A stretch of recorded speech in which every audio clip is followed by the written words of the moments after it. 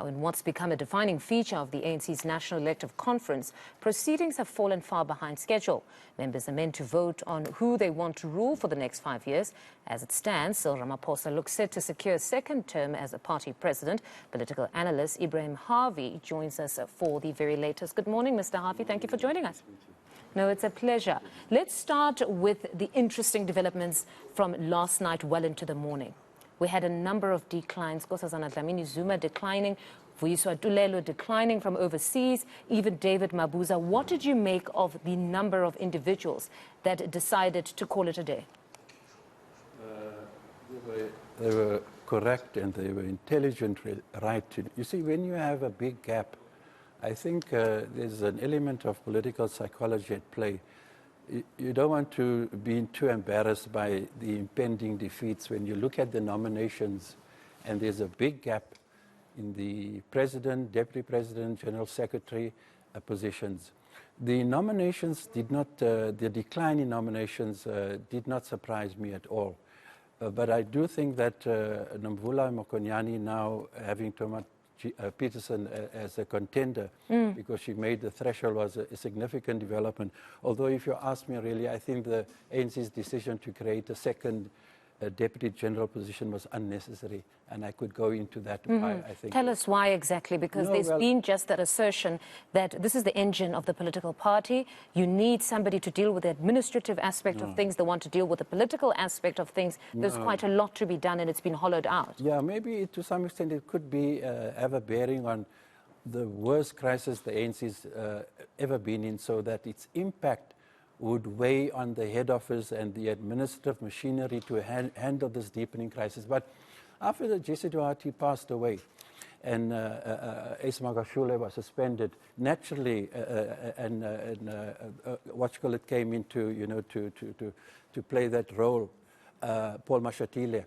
It was a crisis moment, quite clearly. But once things have settled down, and already the ANC is struggling to pay its staff, and yet it creates another position. I do think once things settle down, but it could be a reflection of the fact that they know that for the next 5 years, in the worst crisis ever, that maybe creating a second deputy general secretary position might help. But I had thought really, I don't think it was necessary. They're known to be a litigious party. You have members, delegates that have their advocates on standby as we speak. Should anything not go in their favor, there are many. There are many of those, and it's been stated just before conference that there were many balls that they dropped. We had several PECs who had mandates that had expired. The interim structures mandate had expired, and these are some of the things that slipped through the cracks that the office of the secretary couldn't handle. Yes, no, that's why I indicated, although I had reservations, that maybe, the scope of the work will increase proportionate to the depth of the crisis the ANC faces. And they came to the decisions to have a second deputy general secretary, But I wasn't surprised that Dlamini Zuma and several other people declined, because I think it's fairly clear by now, and the nominations process confirmed it, and the declines from the floor, that the front runners, there's too big a gap.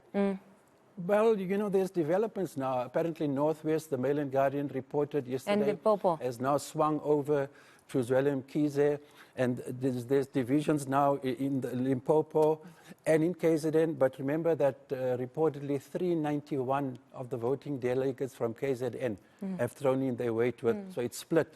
Limpopo as was expected. Between Zweli Mkhize. So quite clearly I can tell you, although not enough to I believe, to unseat Ramaphosa, Zweli Mkhize is gaining momentum. You can see last minute horse trading, etc., has strengthened his position, but relative, it's so big, the gap in the nominations, 937 against 1,000 and odd, that I don't think this last minute horse trading and so on, and even the split of the KZN vote and Limpopo, I think and Limpopo's fighting. The PEC says there was no position taken to now change things around. There seems to be a serious squabble because Florence Razilani, the deputy chair, is said to have been the one that instructed and said, we're now going in 3. We're now going to support Zweli Mkhize. But there seems to be squabbles, like you say, so they split in the middle. But that one really needs political analysis, what happened in Limpopo, because you had KZN that supported Stan Mathabata's candidacy for chair. They gave him all their votes. But there was no favor returned. And I once spoke to Peggy Mtolo that, what does this mean? Is there going to be some sort of a U-turn where you do expect Limpopo to return the favor or not? And all he could say was, this is politics. We are working the ground. Watch the space. No, I think it's highly problematic. Once the PEC has taken a decision to support a particular candidate, and last minute, what the objection raised was that this is not, there's a crisis now in the PEC as a result of, I watched some news this morning. And how they're going to resolve it, I think you're going to have a split vote there.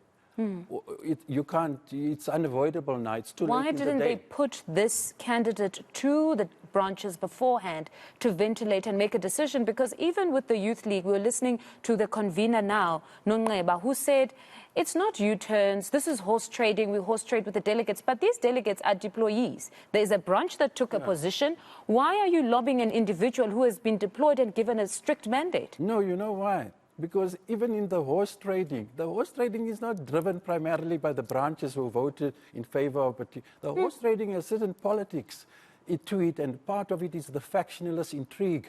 And they don't get a full, I believe, mandate to make those shifts, which is what was argued happened in Limpopo. It was not supposed to happen. You see, what's his name, who argued this morning on TV, and I concur completely, but I'll tell you what has happened there. It's the pressure mounting from KZN, reaching out to Limpopo, etc., last minute to throw in their lot towards William Kize in order to topple Ramaphosa. There's the only political explanation and rationale you can provide. And if they don't oblige, then that means Stan Mathabata's position could be compromised, because one would assume that KZN, having supported or backed him, they would expect them to reciprocate. If they don't, or even now, just as they're headed to vote, if they don't get an indication that Limpopo is united behind their candidate, then it means he might not emerge as a chairperson, possibly. No, well, you know, from my own estimation, it's just my opinion, I think he'll pull it off. I'm comfortable that Ramaphosa will pull it off, despite the last minute, you know, rallying of forces to dislodge him, you know, and I believe Paul Mashatile will pull off. It's too big if you look at the figures. And normally the elections on the day of, it reflects the nomination process. Often, unless you have a very last-minute rupturing in that process, and those nominations, you know, to create a last-minute surprise, it normally follows. And both sides are confident. It's honestly amazing, because both sides says we have the numbers. But you have to do that. There's something called political psychology. Ramaphosa plays it too, even in regard to Pala and what he's had to say. And that's what they've got to do. You can't do anything different. You have to boost your faction and your slate, whatever it is, to the hilt. Even if it's a bit of unreality, it's not a reflection of the true balance and relationship of forces. That is what you have to do. And that's what they're doing correctly, I think. That's real politics. Talk to me about the decline by Phoebe Potgieter. She actually declined all.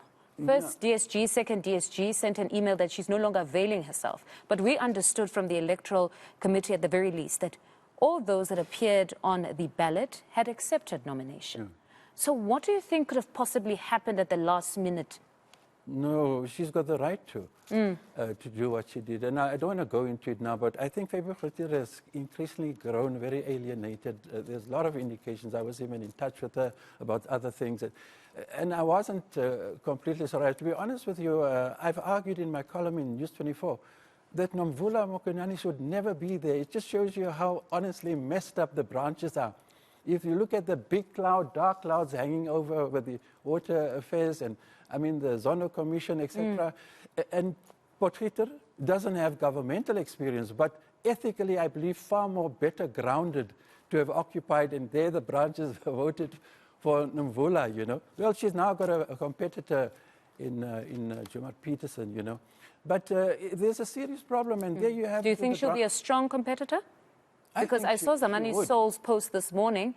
They were very pleased with her and pushing hard. Yes, but I think she'll be pipped slightly by Nomvula, because Nomvula, despite this is the branches of the ANC, they don't care a damn if they did it in Gomedi, in KZ, and also whatever charges you're facing in corruption, they don't care too much. If they want you, they'll vote for you. I think Nomvula will still pull it off slightly.